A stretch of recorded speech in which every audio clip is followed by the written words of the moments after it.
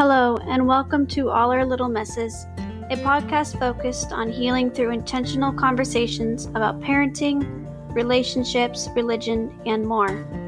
I am your host, Veronica Winrod, and I'm so happy to have you here, listening in on my thoughts today.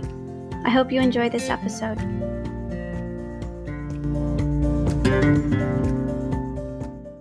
Hey guys, I am super excited to be recording our first episode of this podcast, All Our Little Messes. It's been a crazy couple of weeks trying to get here. I had no idea so much went into creating a podcast and actually, putting it out there to people. And it's honestly been a little bit terrifying to expose this part of myself to people and, my family members and things. So that's been fun to navigate for sure. But I just wanted to start off by talking a little bit about why I gentle parent, like why my family decided to adopt that method of parenting. And like a big reason why we adopted this method was a direct result of how we both grew up. We both grew up in a household that had adopted an authoritarian method of parenting. And I'm sure some of you have seen a couple of my posts that I've made on like the differences between authoritarian versus authoritative or gentle parenting. And authoritarian parenting is essentially it's parent led for sure, but it focuses more on negative consequences for an action, for past actions that they perceive as bad versus future positive action.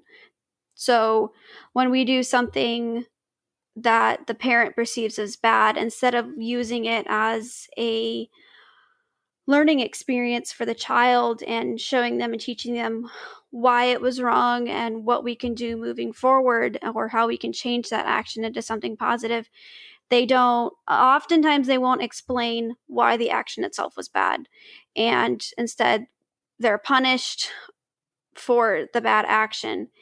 And so that kind of fostered a attitude of fear in both of us. We grew up fearing negative consequences for actions and not really knowing how to change those actions a lot of times.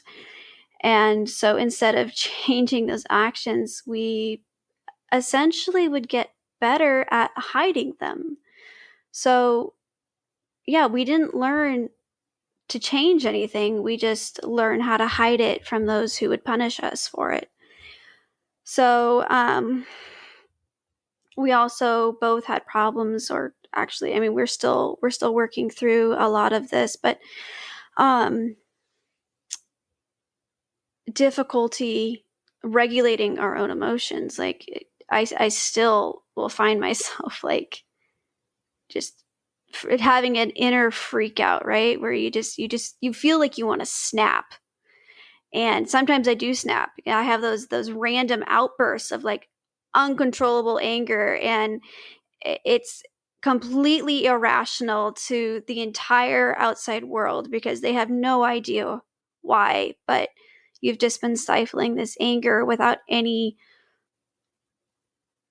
tools on how to actually regulate that emotion and work through that emotion and basically have an inner conversation with yourself as to why I'm angry or why I'm frustrated with the situation. And so I stifle it and I stifle it and I stifle it. And then I just, I explode. And so that's been something that I have struggled to work on. And that's been a result of my parenting for sure. How I grew up. a couple other habits it's instilled in me are I have very, and this is something that people around me can actually probably attest to. I have very high expectations for people. And I feel like that is a result of how my family had high expectations for me when it came to behavior and how I was supposed to be around other people. And so, like, if I don't see my kids, behaving a certain way in public, I feel like I have to try to control that behavior. Like, it's my job to control them. And if I can't control them, then I have failed as a mother. Like, I am a bad mom because I can't control my kids. And like, I constantly have to remind myself that it's not my job to control other people. That's not my job. My job is to guide these little people that God has gifted to me. Like, I can't control them. It's physically impossible for me to control them. I cannot do it. The best thing I can do is guide them and show them through example and discipleship, which is actually where the word discipline comes from. Just a little tidbit of information there. That's where the word discipline comes from, is from the word disciple. So I can show them through example and through discipleship, like, the correct way to live and like the correct way to approach God. And so, and that's why it's so important for, for parents to have like good habits and to have good emotional regulation. And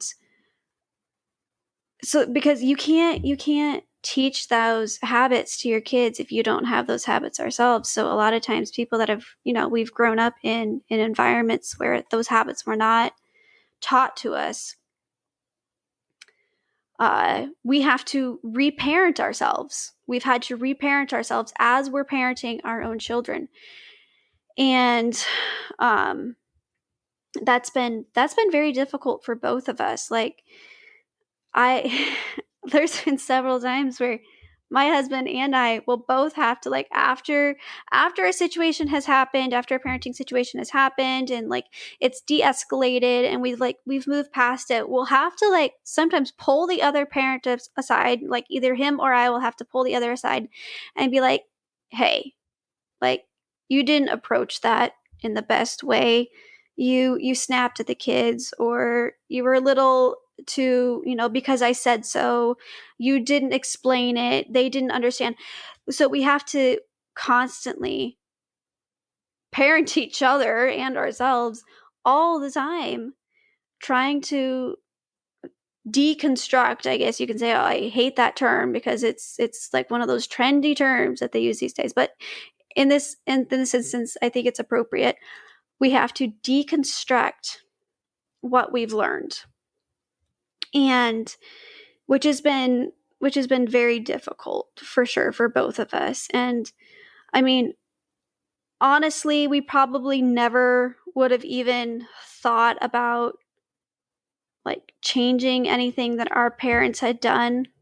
Like, we probably would have just assumed we would raise our kids the same way our parents had raised us. Like, it's the way to do things, right? But we had kids and we're both very, very stubborn, very high strung, very reactive people. And um, our first son was a combination of both of us. And during the first, the first 6 to 8 months of life, like, you don't do anything. Like, he's a baby. Like, what do you do with a baby? You can't do anything with a baby. It's really difficult to parent or discipline a baby. But after that, like, when he started getting a little older, like, 18 months on, we started noticing certain behaviors, and like, we tried to parent him the same way our parents had parented us. And it felt like every time I would do it, like I'd give him a swat on his diaper or something, like it felt wrong. Like I felt wrong doing it. Like it rubbed me the wrong way. And so we were like, okay, so we're not gonna use corporal punishment. We're not gonna spank unless it's, a worst case scenario. Like if it's a worst case scenario, then we have to do it, right? And so like we would go weeks, months without ever laying a hand on him. And he got older and he got more stubborn, and we were still stuck in this because I said so.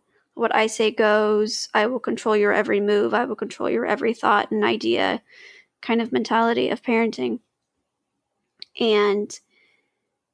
But we weren't going to spank. So we wanted this absolute control over a 2-year-old, which is insane. You cannot have absolute control of a 2-year-old. They are just, their very nature is uncontrollable. We have, their brain development alone and their impulse control, everything is just completely out of control, right? Because they're still learning how to control their emotions. They haven't developed the tools and the habits necessary to do that. And we did not understand that because we had grown up with control your children. So we had no tools to control this kid because we had decided not to spank unless it was a worst case scenario. And like, we didn't feel we had come up against a worst case scenario yet.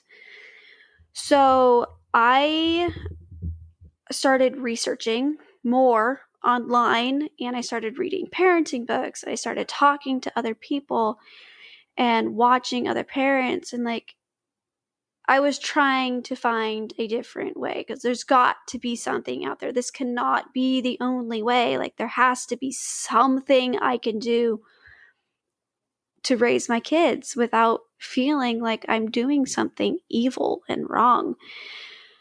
And I found a couple of books that people suggested to me, and I'll actually link them for you guys in the podcast description.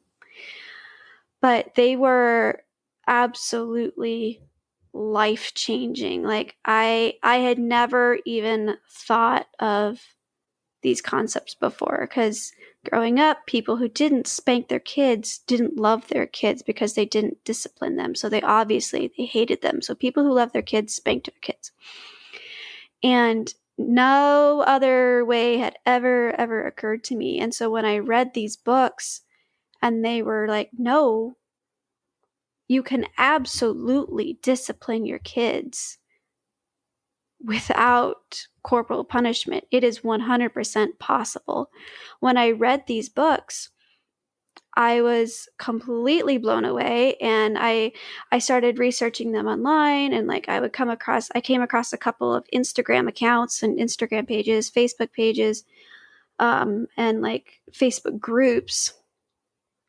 And I would join them, and like a couple of these Facebook groups were absolutely amazing because they were essentially support groups for gentle parenting Catholics. I'm a Catholic, and they were basically support groups for Catholics who were gentle parenting. And a lot of the parents in this group had grown up the same way I had, with the same method of parenting. And so like, a lot of us, a good percentage of us in that group, struggled. And so I was just like, yes, like I can learn something here. I can learn.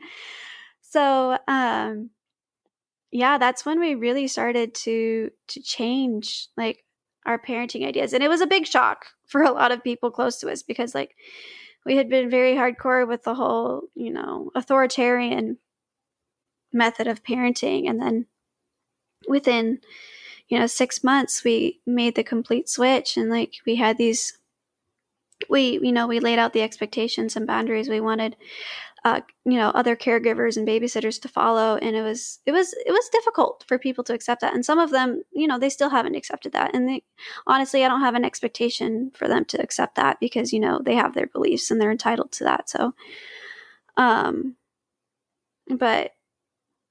yeah, it was a big reason. Like the fact that it felt wrong to strike a child, and then the more research I did, like just the more convinced I was of how messed up this ideology was.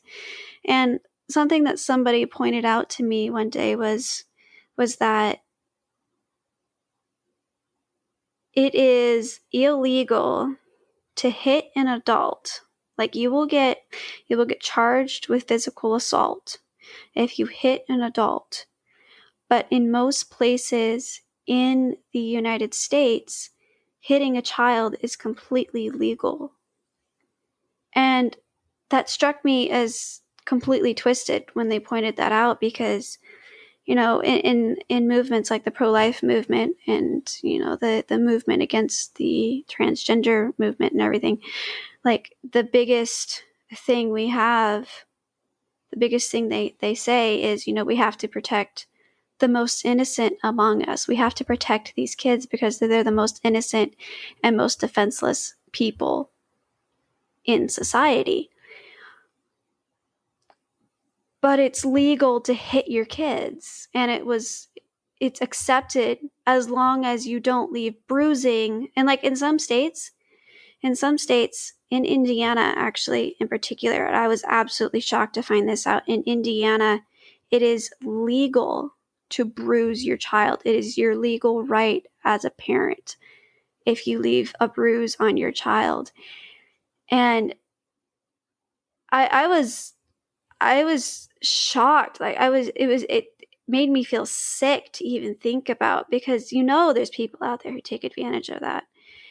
And so I would just read stuff like that, and it would convince me more and more and more that what we were doing was not the right way, and we needed to change what we were doing. And so my husband and I started just doing more and more research. And I mean, honestly, we're still learning. It's a struggle, definitely, because at times I feel like I'm going against my own nature, my own personality to do this.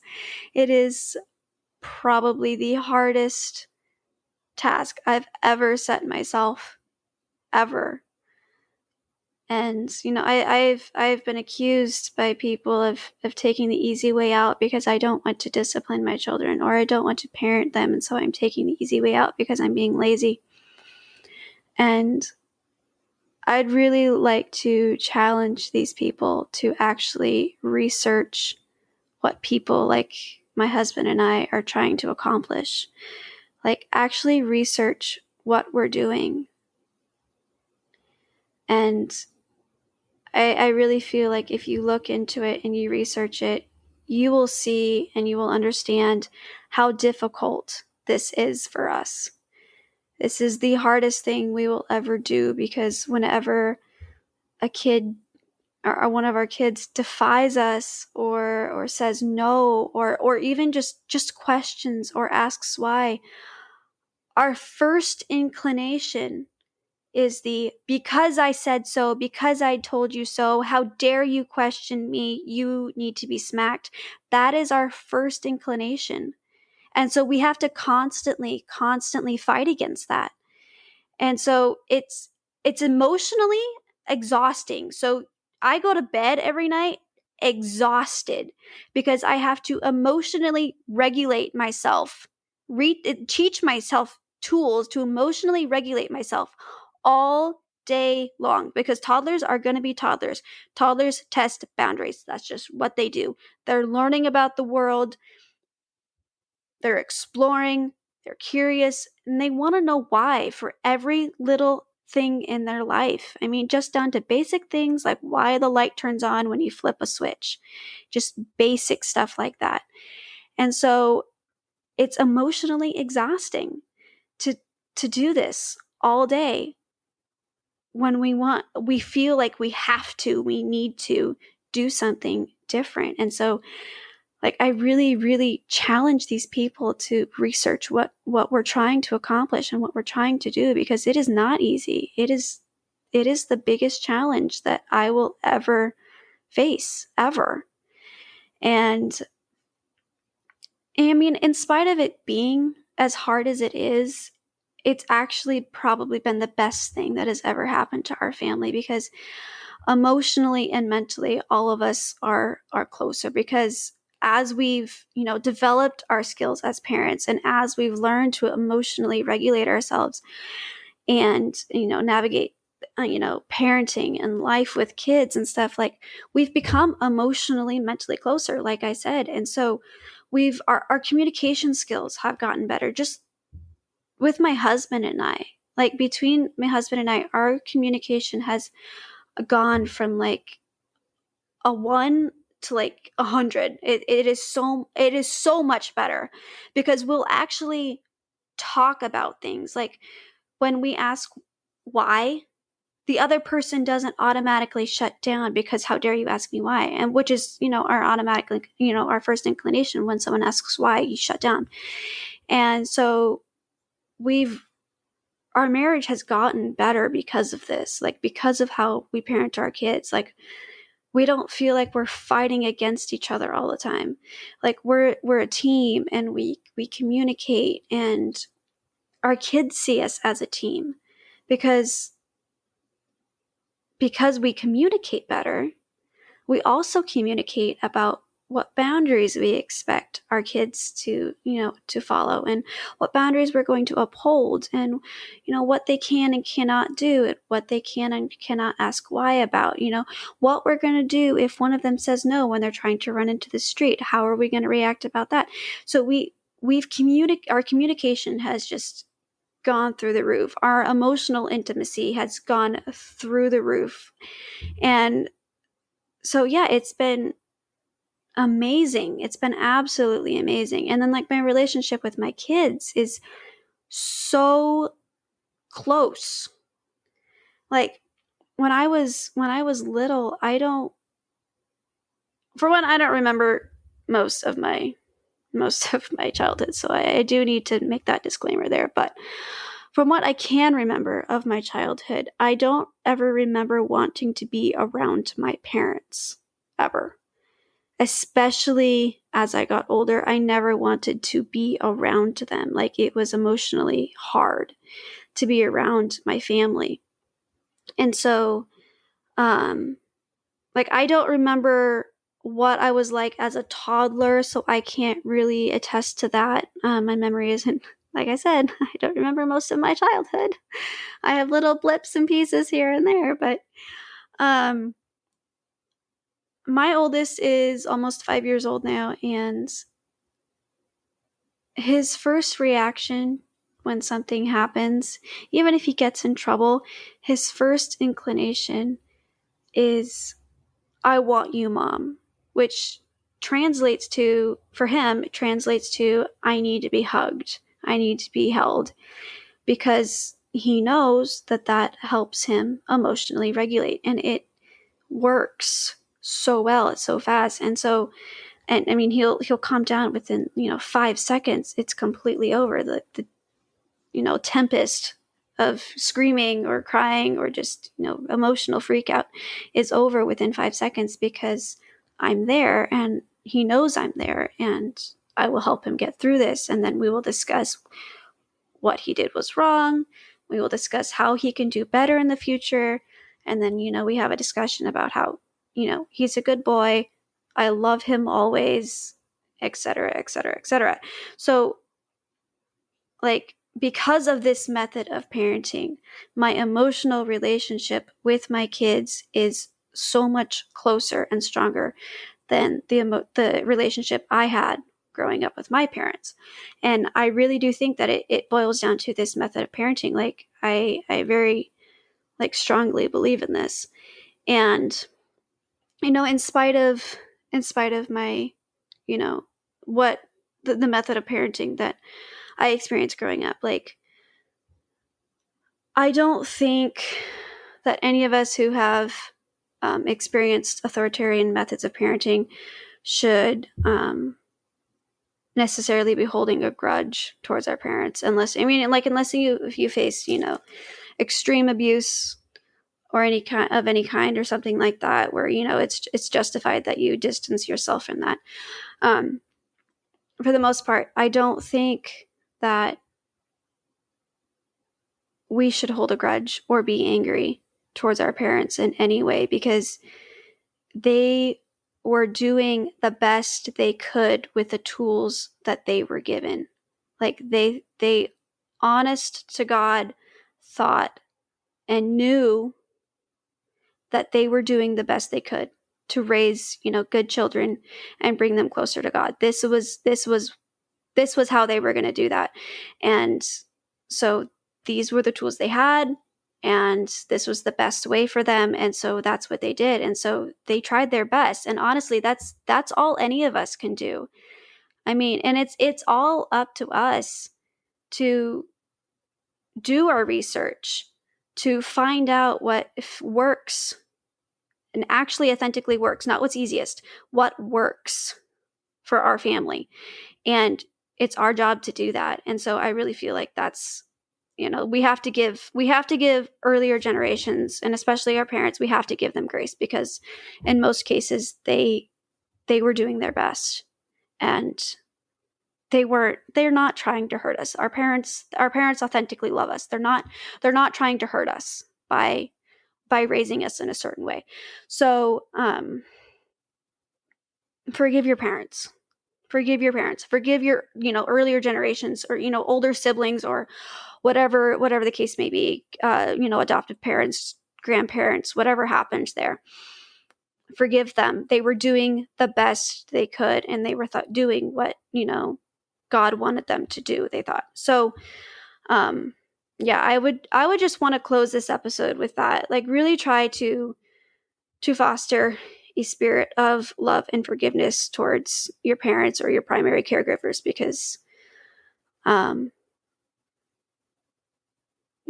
we really, it's difficult to come out of what we came out of, but I honestly feel like the best pathway to that starts with forgiveness towards yourself and towards your family, especially. So I want to close with just a little quick note.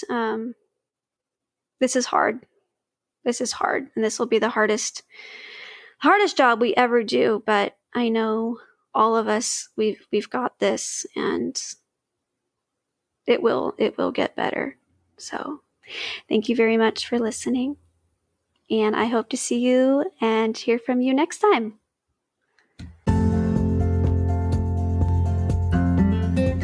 Thank you for tuning in to this episode of All Our Little Messes. Please let us know how much you enjoyed it below, and add any questions you have about this episode.